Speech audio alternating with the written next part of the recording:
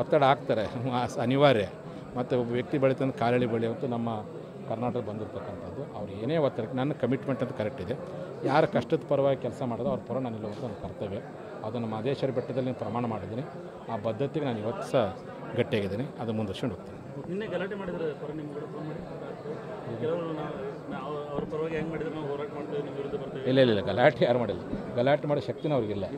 ನನಗೆ ನಿಮ್ಮ ಮುಖಾಂತರ ಮಾತಾಡಿಸ್ತಾರೆ ಹಿಂಗಂತೇಳಿ. ಅವರೆಲ್ಲರೂ ನಮ್ಮವರೇ ಇದ್ದಾರೆ. ಹಾಗಾಗಿ ಅವರಿಗೆ ಕೊಟ್ಟಷ್ಟು ಬೆಂಬಲ ನಮ್ಮ ಬಹುತೇಕ ಯಾರಿಗೂ ಕೊಟ್ಟಿಲ್ಲ. ಹಾಗಾಗಿ ಅವರಿಗೆ ಬೆಂಬಲ ಕೊಟ್ಟಾಗ ಭಾಳ ಖುಷಿಯಾಗಿ ಮಾತಾಡೋದಂಥವ್ರು. ಬಸವನಗೌಡರಿಗೆ ಅನ್ಯಾಯದ ಧ್ವನಿ ಇತ್ತು, ತಪ್ಪೇನೈತಿ. ಎಲ್ಲರೂ ಒಂದೇ ತಾಯಿ ಮಕ್ಕಳು. ಆ ರೀತಿ ಮಾಡೋದು ಬೇಡ.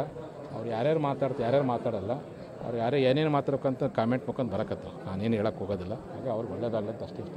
ಅವಶ್ಯಕತೆ ಬಿದ್ದರೆ BJP ರಾಷ್ಟ್ರೀಯ ನಾಯಕರ ಜೊತೆಗೆ ತಾವೇನಾದ್ರು ಮಾತಾಡೋದು? ಅದನ್ನು ಅಂತರಂಗದಲ್ಲಿ ನಮ್ಮ ಈ ಭಾಗದ ಎಲ್ಲ ಸಂಸದರ ಜೊತೆ ಚರ್ಚೆ ಮಾಡ್ತೀನಿ. ಎಲ್ಲ ಸಂಸದರು ಒಳಗೊಂಡಂತೆ ಒಂದು ಪ್ರಯತ್ನ ಈ ನಮ್ಮ ರುದ್ರಗೌಡರು ನಮ್ಗೆ ಸಲಹೆ ಕೊಟ್ಟಿದ್ದಾರೆ. ಒಂದು ಅಂತರಂಗದಲ್ಲಿ ಏನು ಬಸವನಗೌಡರದು ಮುಖಾಂತರ ಯಾರ್ಯಾರು MP ಗಳ ಗೆದ್ದಾರಲ್ಲ ಅವರ ಧ್ವನಿ ಎತ್ತಲಿ, ಮತ್ತು ನಮ್ಮ ಸಮುದಾಯದ ಶಾಸಕರು ಅವರು ಪತ್ರ ಬರಲಿ. ಅದು ಒಳಗಡೆ ಒಂದು ಪ್ರಯತ್ನ ಆಗಲಿ. ಅವ್ರ ಹೆಸರು ಒತ್ತಡ ಹಾಕ್ತಾರೆ, ಅನಿವಾರ್ಯ. ಮತ್ತು ಒಬ್ಬ ವ್ಯಕ್ತಿ ಬೆಳೀತಂದು ಕಾಲಳಿ ಬೆಳೆಯುವಂತೂ ನಮ್ಮ ಕರ್ನಾಟಕ ಬಂದಿರತಕ್ಕಂಥದ್ದು. ಅವ್ರು ಏನೇ ಒತ್ತಡಕ್ಕೆ ನನ್ನ ಕಮಿಟ್ಮೆಂಟ್ ಅಂತ ಕರೆಕ್ಟ್ ಇದೆ.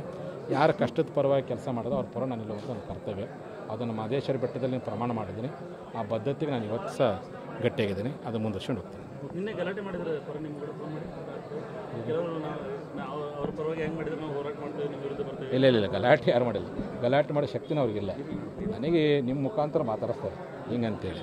ಅವರೆಲ್ಲರೂ ನಮ್ಮವರೇ ಇದ್ದಾರೆ. ಹಾಗಾಗಿ ಅವರಿಗೆ ಕೊಟ್ಟಷ್ಟು ಬೆಂಬಲ ನಮ್ಮ ಬಹುತೇಕ ಯಾರಿಗೂ ಕೊಟ್ಟಿಲ್ಲ. ಹಾಗಾಗಿ ಅವರಿಗೆ ಬೆಂಬಲ ಕೊಟ್ಟಾಗ ಭಾಳ ಖುಷಿಯಾಗಿ ಮಾತಾಡೋದಂಥವ್ರು. ಬಸವನಗೌಡರಿಗೆ ಅನ್ಯಾಯದ ಧ್ವನಿ ಇತ್ತು, ತಪ್ಪೇನೈತಿ. ಎಲ್ಲರೂ ಒಂದೇ ತಾಯಿ ಮಕ್ಕಳು. ಆ ರೀತಿ ಮಾಡೋದು ಬೇಡ. ಅವ್ರು ಯಾರ್ಯಾರು ಮಾತಾಡ್ತಾರೆ, ಯಾರ್ಯಾರು ಮಾತಾಡಲ್ಲ, ಅವ್ರು ಯಾರೇ ಏನೇನು ಮಾತಾಡ್ಬೇಕಂತ ಕಾಮೆಂಟ್ ಮುಖಂದು ಬರಕತ್ತ. ನಾನೇನು ಹೇಳಕ್ಕೆ ಹೋಗೋದಿಲ್ಲ. ಹಾಗೆ ಅವ್ರಿಗೆ ಒಳ್ಳೇದಾಗಲ್ಲ ಅಂತ ಅಷ್ಟೇ ಇಷ್ಟ. ಅವಶ್ಯಕತೆ ಬಿದ್ದರೆ BJP ರಾಷ್ಟ್ರೀಯ ನಾಯಕರ ಜೊತೆಗೆ ತಾವೇನಾದ್ರು ಮಾತಾಡೋದು? ಅದನ್ನು ಅಂತರಂಗದಲ್ಲಿ ನಮ್ಮ ಈ ಭಾಗದ ಎಲ್ಲ ಸಂಸದರ ಜೊತೆ ಚರ್ಚೆ ಮಾಡ್ತೀನಿ. ಎಲ್ಲ ಸಂಸದರು ಒಳಗೊಂಡಂತೆ ಒಂದು ಪ್ರಯತ್ನ ಈ ನಮ್ಮ ರುದ್ರಗೌಡರು ನಮ್ಗೆ ಸಲಹೆ ಕೊಟ್ಟಿದ್ದಾರೆ.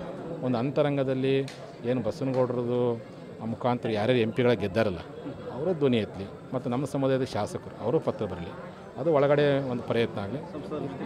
ಅವ್ರ ಹೆಸರು